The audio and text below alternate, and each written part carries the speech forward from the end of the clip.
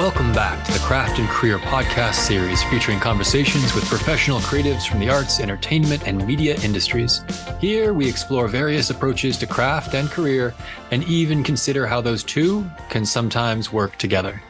I'm Derek Webster, Senior Associate Director for Creative Careers at Yale's Office of Career Strategy, and I'm excited to welcome back our guest, Brooklyn-based performer, writer, and educator Zina Ellis, class of 15. Zina, so glad to have you back on the Craft and Career podcast. Thank you so much. Excited to be here. So we tracked so many interesting things last time. We touched on the entrepreneurial aspect of being a performer and artist. We talked about community of practice. We talked about important logistics and the unseen things, those stuff. Sometimes they get stuffed in the corner, but they're actually a really important piece. We talked about the big frame of career and the longevity and sustainability that's elusive, but an important piece for this and not a natural element for a young creative to think about. So all of those are things that, I'd love to pick back up and go a little bit deeper. But I'd also like to start with just a sense of, maybe just a chance to talk a little bit more about how important it is that you have pursued this in a well-rounded fashion. Right. Mm-hmm. So I know, as an undergrad, you were talented in so many different ways and you had the voice, right? You could hear it from a mile and it was beautiful, but you didn't stop with that, right? Into the comedy, into the acting, doing serious, straight role and those sorts of things, knowing that it can never be just the one thing. So tell me a little bit more about how you recognize that, how important that is and how that has helped you moving forward. Right. I think that there are, what do I think? I think that craft improvement is always important. And for me, what that has looked like is continuing to study voice has been super important. I have a teacher who's more focused on legit singing, classical singing, and I also work with another teacher who's more focused on belting and contemporary styles. And I think, especially with the state of the industry right now in musical theater, you need to have at least some level of comfort in pop styles. Yeah. That's just very much where the industry is at this moment.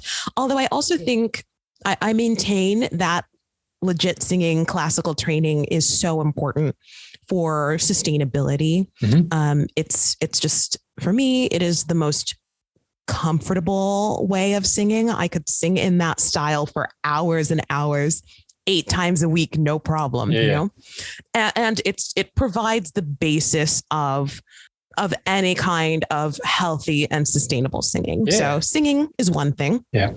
Then in terms of acting, and this may or may not be generalizable, but I think something that I really appreciated from Yale, from Deb Margolin, that I quote to everyone, is that acting is an emergency. This is her quote: "Acting is an emergency." And so you use whatever tools you have to solve the problem. The problem being, how do I most effectively tell this story? And so when I remember distinctly being in class and Deb would always say, "Oh, I don't really subscribe to any specific method." Although I also think that a lot of actor training is secretly just Stanislavski in slightly different clothing. But it's not so much about being married to one method may be limiting, because maybe you'll come across a part where the things that you typically do don't work. So remaining open and flexible, and yes, having what is most comfortable to you, but also being aware and open to learning other ways of doing things, I think is really important as an actor. Yeah, I love too that quote. Deb, so brilliant. Good. But as an emergency, because in the same way, you talked about familiarity, right? And if we think, the analog being an actual human life, where, we might have proclivities, we might have certain types of personality, but there will be moments in our life where we have to fall out of that and try something else, usually in emergency. Yes. Usually in a dire situation where we learn that we're much stronger than we thought we were, that we're much more adaptable than we thought we were. So of course, like shouldn't an actor in representing life like needs to be adaptable in those same ways. I totally agree with that. Yeah. Yes. And it's just so important to listen and be prepared, know your lines backwards and forwards so that you could really just be in the moment with your scene partner and respond to whatever they're giving you, right? Don't get stuck with one way of doing things, or don't get stuck in the way that you think you should do a certain thing because it's a conversation. Yeah. Something else that I think that I do think is worth saying, that for the bigger picture conversation about like a career, about growing, about making inroads, is that special skills are really important. Singing is a special skill on one level, but something that I am not especially strong in and am slowly starting to come around to is, wow, dancing is a skill that is pretty darn necessary in this business. Like, I just know for a fact I would work more if I were a stronger dancer. There are just more opportunities if you are a strong singer and a strong dancer and a strong actor, you know? Yeah. So if that is something that you are comfortable with, definitely encourage people to develop that skill. Just again, more skills equals more opportunities, right? Yeah. But then some other skills that people may not realize are interesting are things like languages. Being fluent in different languages is always appealing. Accent work.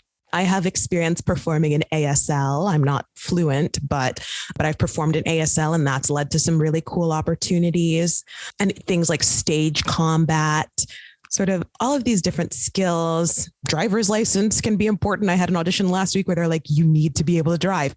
Playing instruments, all of these things that, you know, may not seem obviously connected to your life as a performer can open a lot of doors, because there are things that not everyone can do.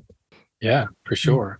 And the comedy piece, how did that, was that always there? Did that slip in later? Did you recognize it was going to be important? Oh, well, my high school drama club always did a lot of improv. We played improv games. We did sort of improv every year as part of this big fundraiser at school. So that's sort of where I started to get interested in comedy. And Yale's very friendly and supportive of its both its improv and its sketch groups, right? Yes. And I got into sketch at Yale very quickly. Were you Red Hot Poker? Yes, which was so much fun. I adore that group. And yeah, I remain like pretty close with a lot of the people from Red Hot Poker and a lot of the people from acapella and a lot of the people from theater. So, So yes, like all of these things are really exciting. And comedy too is definitely another set of skills. Like, not everyone is comfortable being silly and making a fool of themselves. So if you are comfortable with that, for example, hosting a television show without a script, all strengths in this beautiful business. And then you get to show up on the Tonys when there aren't writers. So exactly. So you mentioned a couple of times in a couple of different ways the importance of positivity, being joyful, encouraging. And you mentioned it in terms, and I think in a good way, in terms of you never know when just being the nice person in the room actually ends up, paying dividends that you didn't ask for, but like end up being important. Wondered if you want to talk a little bit more about the broader rationale for that, right? Like, and how important it is to have a good impact, to leave a good trail behind you in the work that you do, the choices that you're making. I know your national tour did the Fairy Godmother, and by all accounts, incredibly impactful for all age audiences, and such a giving, friendly, joyful kind of performance. And just having known you, as an undergrad, like that, a lot of your roles, a lot of your engagement had that joyfulness to it as well. Yes. Where does it come from? Why is it important beyond just the practical to actually sometimes the nice guy wins, but also like, why is it important in the bigger picture? Right. I mean, I think that sort of joy, positivity, encouragement, all of these things are just sort of my default way of being. I don't know. I'm from the Midwest, so maybe that's part of it. It's just people are really, really friendly. Yeah. And so it definitely factors into every role I play. And I think that knowing that about myself is something that helps me see my way forward, as you go through and as you read character breakdowns or as you decide things that you want to pursue, having an understanding of like, oh, okay, does my energy naturally fit into this world? If it does, great. If it doesn't, okay, I'll still pursue it. I'll still try, but it allows you to, I think, have some perspective on exactly where you fit. So I have ended up doing like a lot of fairy tale family friendly projects, just I think probably by virtue of that energy that I give off. Yeah. This industry is all about relationships. Like it cannot be overstated. And people just like to work with people they know. And if they know you and they know that you're a reliable person and will show up and do your work, know your lines, hit your marks. Not everyone can do those things. Not everyone is able to be kind and friendly and graceful to their castmates. Right. Not everyone is able to, if a prop falls on stage, are you going to freak out about it or are you going to pick it up and keep going? Right. All of these things sort of contribute to your reputation as a performer. So yeah, a lot of it does come naturally, but also a lot of it is a conscious decision of like, hey, this is not life or death most of the time. We're all just here to create something together. We're a team. We all have something important to contribute. And that, I think, is what, again, makes you more appealing as a collaborator. But it also, I think, coming from that place and remaining in that mindset gives you, again, longevity in the career. Yeah. Another angle that you took prior in our previous conversation was the importance of self-care, which I think, that is bound into that whole both entrepreneurial and also real life. Like these things have to add up and I actually have to, survive this and get enough sleep and take care of the instrument and all those sorts of things. Together also, I think you mentioned something that was sort of one of those components of self-care was different categories, including spirituality. And that's a big word that can mean a lot of different things, but I just wonder, it's one that doesn't always get, approached very directly. And as creatives, I think we often have all kinds of different spiritualities and they're all important. But I was wondering for you, finding the room for it, nurturing that, leaving space for that on top of the grueling other side that you're doing. What does that look like? Right. So to me, I think that my definition of this or my approach to this is very much a introspective mindset thing. So really, I guess on multiple levels, understanding myself, understanding what I have to bring, and really getting in touch with what I truly want from life, from this industry, and supporting my own self-perception. So sort of this is all a little unstructured, but by its nature though, right? Like right. Like understanding who I am, what is important to me, what am I really good at? Where do I have to grow?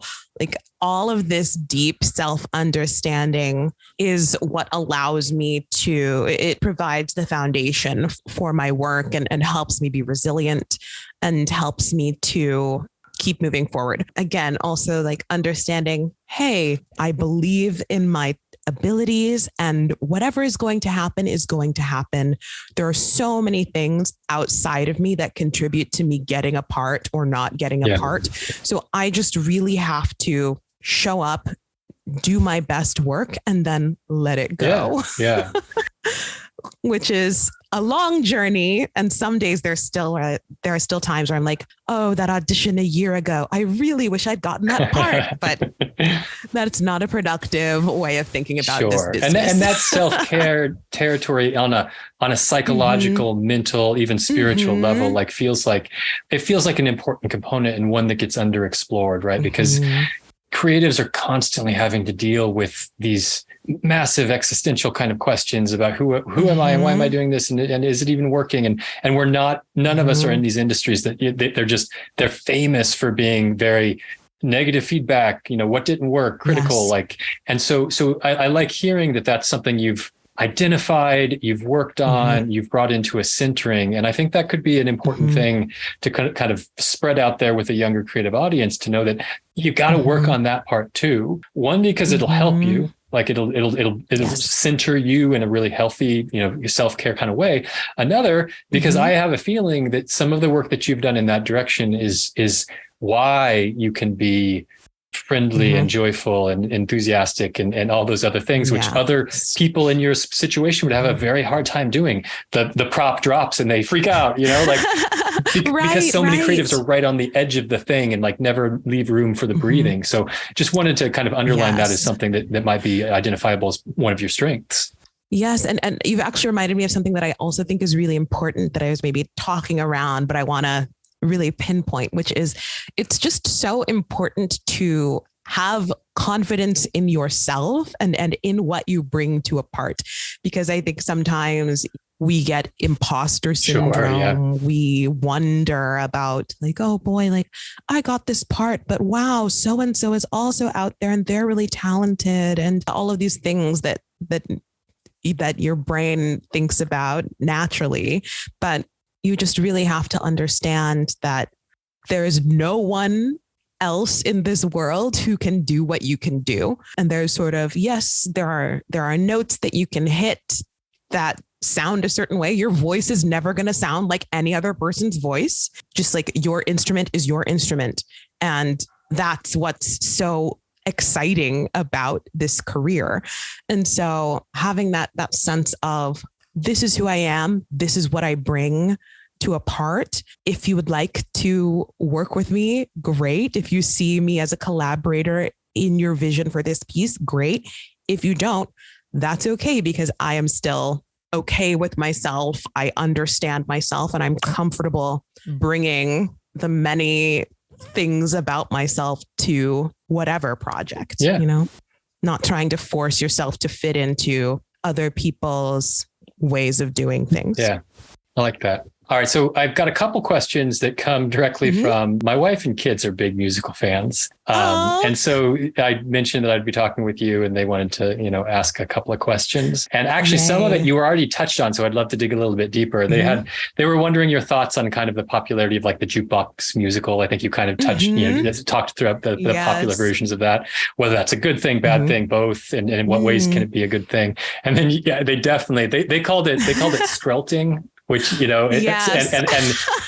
are you, what do you think about that in terms of, and specifically knowing your background in the strong technical training and those sorts of things, what are your thoughts? And you mentioned like, there's classical ways of you could sing all day and feel great about, and then there's the skrelting version, which like you do one performance and you're shot. Like, so what do you think? That might be a trend. It might be just what's happening right now. What do you think about it as a landscape for a young performer to navigate? What do you think about it personally? And do you think it'll be shifting anytime soon?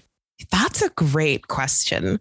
I definitely think jukebox musicals are a lot of fun, but I confess that I'm a little more old school just in my personal taste. Although lately the jukebox musicals I've seen have been really, really self-aware, which is pretty fun. Thinking about both Anne Juliet and Once Upon a One More Time, where they both, kind of bend over backwards in their plots to make the pop song that's not really about anything makes sense dramatically. But they've also done some really, really smart and clever things by like breaking up with the lines in the songs, turning a single song into a conversation between characters in a way that I think like really makes sense dramatically. So I think jukebox musicals are here to stay. And I think financially, they just make a lot of sense because people are familiar with the songs. They're excited to hear somebody sing that song they like really well and do a great dance while they're doing it. And I definitely see the appeal, and I've had a lot of fun watching those shows. But I do confess my personal taste is a little closer to,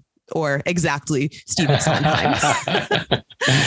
But I also think that for young people, especially for people just coming out of school and entering the industry, you have to know about pop songs. I know when I was in school, I spent a lot of time working through the decades of musical theater history and exploring songs from all of those eras from the 20s up until now. But now it's important to have pop songs from all of those eras as well, because you've got like your beautiful, the Carole King musical that's going up at basically every regional theater right now. So if you have a 60s pop song and you're comfortable in that style and have an understanding of that style, that makes you a strong performer.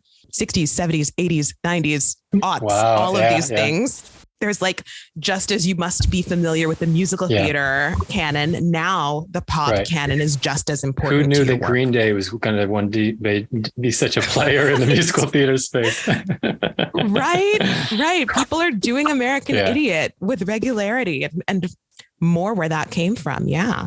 So couple of things I wanted to sort of land us with. You're coming from a direction which I think, for musical theater interested, but also just like performing in New York kind of interested students. I think you've already given us like such a great introduction and thinking through some of these things. Wondering if you could, kind of tailor for us a couple of kind of exit advice sort of things. If you had like the one piece, right? And you've actually already dribbled in some really great stuff along the way, but like if there's the one lasting, like, okay, this is the thing I want you to carry with you for someone that, particularly someone coming down a similar path, right? A lot of musical theater background, maybe New York, maybe some other place, but they know that they're going to, be landing here. What should they be thinking about? What should they be doing? Yes. Okay. This may be a bit long-winded, but I just want to say it. You always hear those people saying, if you can stand to do anything else, do it. And I think that's overly dramatic and like not a particularly helpful way of thinking about this work. But as I've mentioned before, I do think it is useful to build a solid foundation of your love for the work, of your sense of self, and a solid foundation of actual technique so that whatever the world throws at you, you are able to handle it like on and off stage. Really cultivate the sense of pride you get from a job well done, not just from working on stage, not just from the applause, but from like performing in your living room for your self-tape that you're like, I don't even know if anybody's going to watch this. But if you can get a sense of fulfillment and growth from the work every single day, that's what is sustainable. So yeah, like thinking about this, redefining success beyond here are how many things I booked and understanding what the smaller steps and what the everyday work looks like. And I also think I'm floating this because this is also important. Start a business and or find a unicorn job that really can play nicely with your creative work that is flexible, because even if you book Broadway right out of school, there's no guarantee that you will continue to work. There are no guarantees in this business. Yeah. So whatever you can do to sustain, keep a roof over your head, keep eating is worth doing. But again, I think entrepreneurship is a strong way to provide that, even though it's like your creative life is a business and your entrepreneurial life is a business. Everything is really self-driven, which is challenging, but that's what this lifestyle is. That's a great point too, though, because I mean, those entrepreneurial skills are skills that we creatives don't tend to think about all that much, and we worry about, oh, well, we'll have a manager to do something. No, you'll be doing that yourself, and also like the idea that those are skills. If let's say you're using them in a different, unrelated fashion, but getting good at them, adapting them, those are skills that you can then apply to the acting, the artistry, the writing, like whatever it happens to be. It's not time wasted. Right. Like those are things that you can transfer over and then have a more solid foundational type of a career in the creative world. Even if you learn those things from doing something that was just, you only did it because it was flexible and they, gave you the time off to audition or whatever. Right. Totally. And you never know who might need you to help them build a website or whatever else, right? There are so many ways that everything is connected. For sure. Okay, so maybe an example of a decision you made that was important, that was meaningful, that taught you something. Like because decisions get made all the time as you're advancing in these directions. What was an important one? What was kind of like a clasp version that were, a hinge version for your career thus far? So something that I think is worth mentioning and that I think about a lot is the fact that I moved to New York right out of school, which if I could do it again, or if I had the knowledge I know now, I don't know that I would do that again. But it's sort of interesting. And I and people of my age are in an interesting place because COVID really did function as a major reset for the industry in a lot of ways. So where I felt sometimes before COVID, like, oh my gosh, maybe if I were living in a different city, my life would be different. In 2020, everybody's lives looked exactly the same. Right. Wherever you were. Yeah. Right. And so at least, in terms of the industry. So that's something that I think about a lot. And I was frequently questioning whether New York was the place for me. And I think it's still something that people entering the industry should think hard about. And I know we're maybe running short on time, so I don't want to go too far down this path, but there are pros and cons of being New York based. But the industry, again, post-COVID has shifted in such a way that you maybe don't need to be in the city of New York to have a life in this career. I'm so glad you said that because just that I do know a lot of undergrads, a lot of, seniors graduating, they've got something in the DNA that says the lights are bust. And just to hear from someone who walked this path, like knows what they're doing in this, has learned some lessons along the way, that it's not an absolute. Like there are other options and you should be looking in other directions as well as, New York is an option. I'm really glad to hear that. Yes, there are amazing theater communities regionally. And I do think it's worth doing your research and talking to people, but New York is very much a kind of feast or famine sort of industry where the people at the top are doing really well and having a sustainable life. And almost everybody else is really struggling and working their many other jobs. Yeah. So there are towns like Denver, DC, Boston, Chicago. Those are sort of the big ones that I tend to think about that have thriving regional communities. Seattle is another really great one. Minneapolis, that have thriving regional communities where you will most likely work really consistently. You may be able to pay all of your bills just from being an actor in a way that very few people are able to do in New York. So if you have family in those places or have some other kind of support system in one of those other cities, I definitely think it's worth seeing what it's like and exploring that option. That's great. And great to hear that said out loud. I think that's extremely helpful. Okay, so last bit, tell us more about what's going on with you on the horizon, different projects you've got going on. I'll do just a quick pitch that I know you and I are talking about doing some kind of a workshop, something in the fall. So more to be determined in that direction, but I'm super excited to either get you on campus or Zoom version or whatever it's going to look like. So I'll pin that in, but what else is going on with you? Yeah, I do want to say I'm really excited to have some conversations with current students because this business is really weird and it has changed. Again, I keep saying this, but it's just true. It's changed a lot since 2020. So things that used to be truisms are no longer as cut and dry as they used to be. Just things are changing a lot. They're so much more flexible and just very different. And I've also just grown a lot as a performer as well over the many years outside of school. So very excited to talk to some young people about that when the opportunity comes up. For sure. Yeah. And then something else that I'll say big picture is important is creating your own work. And that's something that I am working on right now. So I'm mid-writing and compiling materials for a grant to produce a pilot that I wrote, a TV pilot.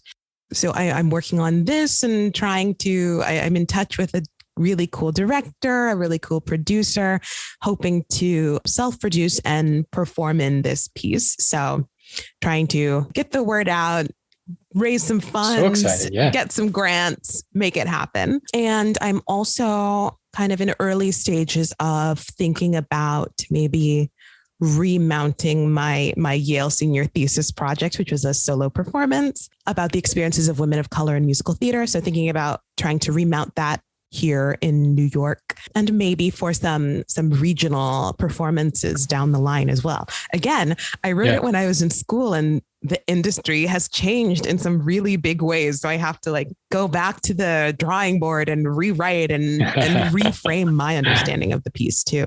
Yeah. Mm-hmm.